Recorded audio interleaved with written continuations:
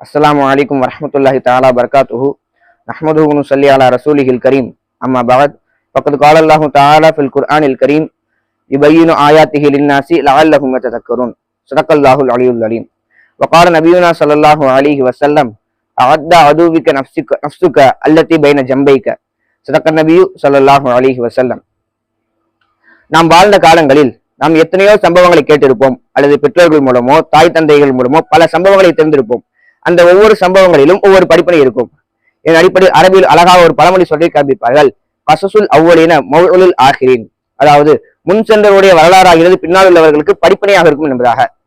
ஏன் பழமொழி மட்டுமா, அல்லாஹ் தஆலா கூட குர்ஆனில் இவ்வாறு சொல்லி காண்பிக்கின்றான், யுபய்யினு ஆயாத்திஹி லின்னாசி லஅல்லஹும் யததக்கரூன்.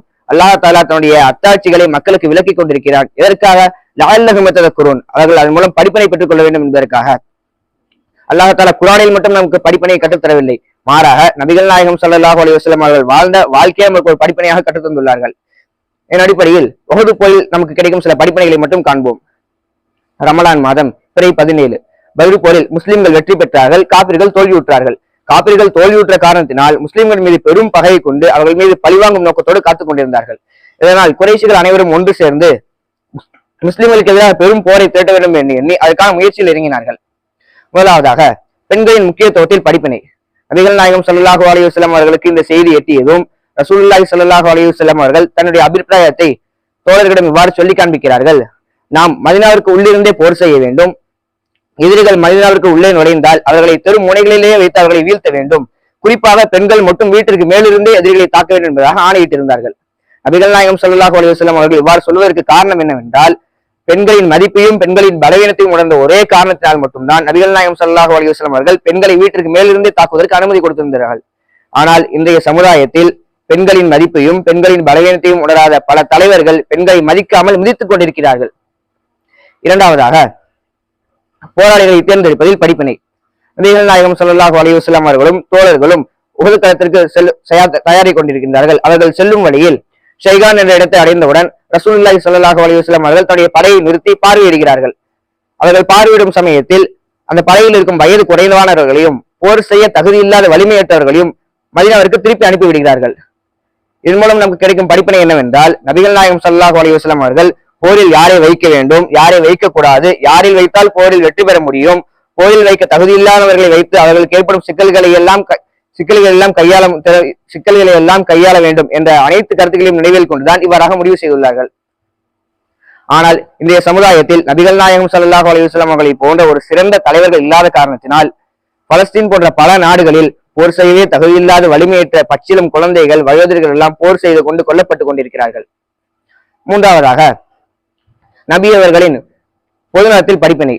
நபிகள் நாயகம் ஸல்லல்லாஹு அலைஹி வஸல்லம் அவர்கள் போரில் இருக்கும் பொழுது நபிகள் நாயகம் ஸல்லல்லாஹு அலைஹி வஸல்லம் அவர்களும் 9 சஹாபாக்களும் ஒரு சிறு குழுவாக நின்று கொண்டு போரில் இருந்து கொண்டு முஸ்லிம்களை பார்த்து கொண்டிருக்கிறார்கள். முஸ்லிம்கள் இணை வைக்கப்பட்டவர்களை கொல்லுவதையும் காபிர்கள் கொல்லப்படுவதையும் பார்த்து கொண்டு ரசித்துக் கொண்டிருக்கும் சமயத்தில் திடீரென ஹாலிதின் குதிரைப்படையால் நபிகள் நாயகம் ஸல்லல்லாஹு அலைஹி வஸல்லம் அவர்கள் சூழப்படுகிறார்கள்.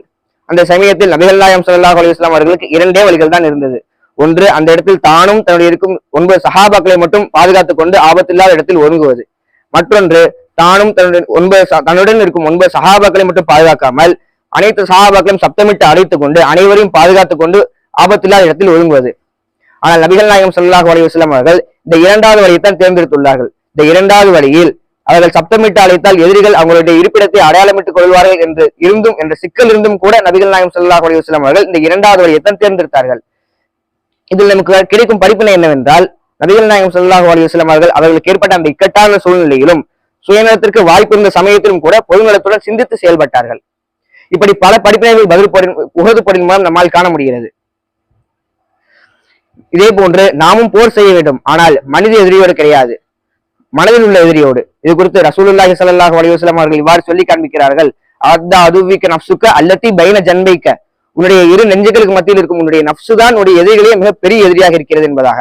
மேலும் மற்றொரு ஹதீஸில் இவ்வாறாக பதியப்படுகிறது, அல்லாஹ் தஆலா முதலில் அறிவை படைத்தான். அறிவுக்கு கட்டளை இடுகிறான். அக்பில் முன்னோக்கு என்று சொன்னதற்கு அறிவு முன்னால் வந்தது. பின்னால் அதிபிர் பின்னோக்கு என்று சொன்னதற்கு அறிவு பின்னால் சென்றது. பின்பு அல்லாஹ் தஆலா அந்த அறிவை பார்த்து நான் யார் என்று கேட்டான். பின்பு அறிவு அல்லாஹ்வை பார்த்து கூறியதாம், அந்த ரப்புல் ஆலமீன், நீதான் அனைத்து உலகங்களையும் படைத்த ரப்பாக இருக்கிறாய் என்பதாக கூறியது. பின்பு அல்லாஹ் தஆலா நஃப்ஸை படைக்கிறான். நஃப்ஸை படைத்து அதே போலவே அக்பில் முன்னோக்கு என்று சொன்னதற்கு நஃப்ஸ் பின்னால் சென்றதாம். பின்பு அல்லாஹ் தஆலா நஃப்ஸிடம் அதிபிர் பின்னோக்கு என்று சொன்னதற்கு நஃப்ஸ் முன்னால் வந்ததாம். பின்பு அல்லாஹ் தஆலா இதே மாதிரி நஃப்ஸிடம் கூறுகிறான், நான் யார் என்று சொல் என்று சொன்னதற்கு அந்த நஃப்ஸ் கூறியதாம், நீதான் நான் தான் என்று கூறியதாம். பின்பு அல்லாஹ் தஆலா அந்த நஃப்ஸை ஒரு வருட காலமாக பட்டினியில் போட்டு பின்பு அதே கேள்வி மறுபடியும் அந்த நஃப்ஸிடம் கேட்கிறான். இப்பொழுது கூறு, நான் யார் என்று சொல் என்று சொன்னதற்கு அந்த நஃப்ஸ் கூறியதாம், அந்த ரப்புல் ஆலமீன், நீதான் அகில உலகங்களை படைத்த ரப்பாக இருக்கிறாய் என்று கூறியதாம். எனவே இந்த நஃப்ஸ் என்பது சொல்வதற்கு மாற்றமாக செய்து கொண்டு வந்திருந்தது. எனவே இந்த நஃப்ஸை கட்டுப்படுத்தும் ஒரு சிறந்த மருந்தாக நோன்பு திகழ்கிறது. ஆக நாம் அனைவரும் இந்த நோன்பு என்பது மேலும் சகுவத்தையும் அதிகமாக மனோஎச்சையையும் தீய எண்ணங்களையும் தூண்டக்கூடியதாக இருக்கிறது. இந்த நஃப்ஸை கட்டுப்படுத்த வேண்டும் என்றால் நம் வாழ்வில் முறையாக நோன்பு வைக்க வேண்டும். இதன் அடிப்படையில் நாம் வாழ்வில் முறையாக நோன்பு நோற்று நஃப்ஸை கட்டுப்படுத்தி வாழ்வில் மேன்மையடைவதற்கு வல்லோன் அல்லாஹ் உங்களுக்கும் எனக்கும் தௌஃபீக் செய்வானாக. அஸ்ஸலாமு அலைக்கும் வரஹ்மத்துல்லாஹி தஆலா வபரகாத்துஹு.